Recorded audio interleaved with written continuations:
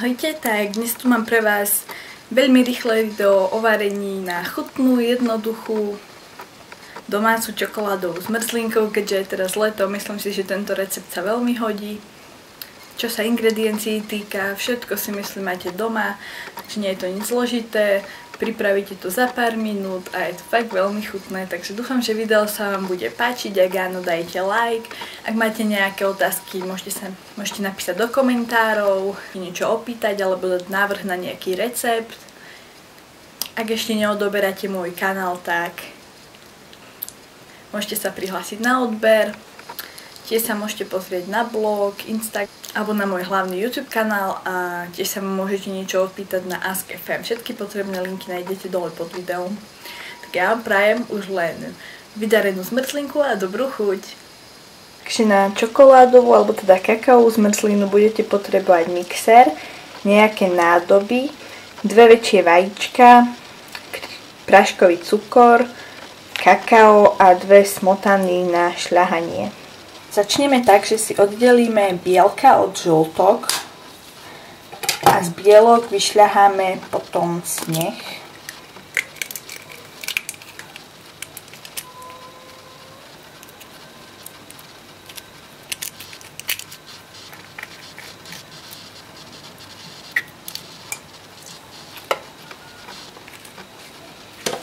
Keď máme vajíčka oddelené, potom si môžeme do ďalšej nádoby, do nejakej misky naliať smotanu na šľahanie. Teraz si už všetko pripravíme a potom už budeme len mixovať. Takže vylejeme si tie 2 smotany, čiže treba nám buď 400 ml alebo pol litra, podľa toho, aké veľké smotanky máte. Na tom až tak nezáleží. A k vajíčkam pridajte aspoň 2 polievkové lyžice práškového cukru. Ja dám takéto veľké. Ale samozrejme si tú zmrzlinku môžete dochutiť podľa chuti. Niekto má rád sladkú viac, niekto menej. Ja som osobne na sladku, takže ja som si tam ešte trošku cukru dodala. A potom nejaké 2 lyžice kaká.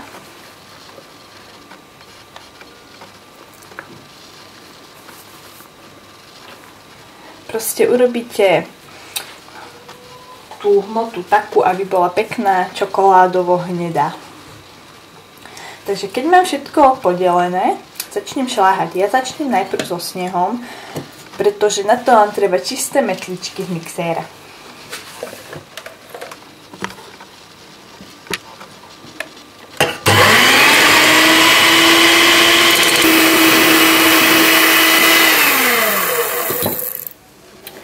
Keď máme sneh vyšľahaný, vyšľaháme si ešte smotanu. Keď už máme šľahačku vyšľahanú, nemusí byť úplne dotúha, pretože teraz sa nejde dávať na koláč, ale len do zmrzliny sa primieša. Tak si premiešame ešte túto zmes a keďže tých vajíčok je tu pomerne málo a je to všetko také práškové, tak aby nám to v mixéri veľmi neprašilo, stačí keď si to zmiešame takto ručne trošku, nech sa tie vajíčka jemne spoja s tým práškom a predsa je toho prášku stále viac ako tých vajíčok, takže dlhá hmota z toho nevznikne. Tak, keď to je už trošku zmiešané, tak teraz tam vlastne vlejem tú šláhačku alebo smotanu a vlastne až teraz to premixujem.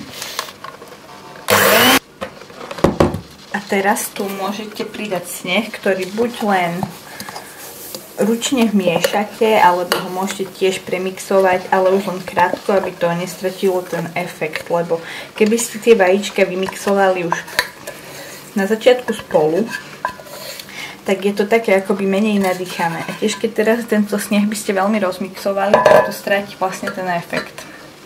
Takže teraz už len úplne na kratučko a no, a takto nejak vyzerá táto výsledná hmota. Môžete ju teraz ochutnať a dochutiť si, či chcete viac cukru, viac kaká, Odporúčam, aby to bolo jemne sladké a pekne čokoládovo hnedé.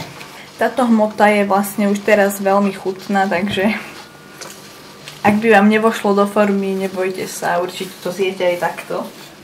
Ja som si na takú akoby formu pripravila takúto pomerne nízku nádobku, kde to teraz všetko vylejem.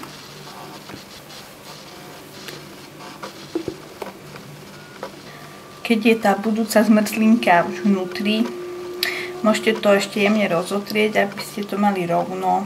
Ale ešte takto na konci jemne posypem kakaom.